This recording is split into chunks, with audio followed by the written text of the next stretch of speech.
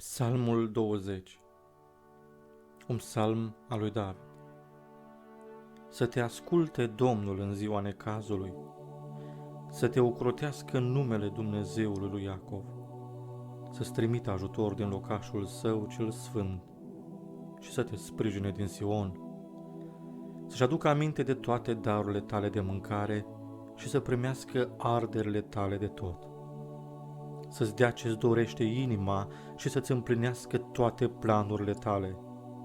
Atunci noi ne vom bucura de biruința ta și vom flutura steagul în numele Dumnezeului nostru. Domnul să-ți asculte toate dorințele tale.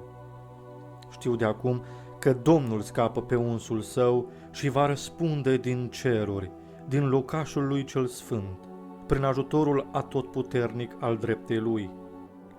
Unii se bizuiesc pe carele lor, alții pe caii lor, dar noi ne bizuim pe numele Domnului Dumnezeului nostru. Ei se îndoaie și cad, dar noi ne ridicăm și rămânem în picioare. Scapă, Doamne, pe împăratul și ascultă-ne când te chemăm. Amin.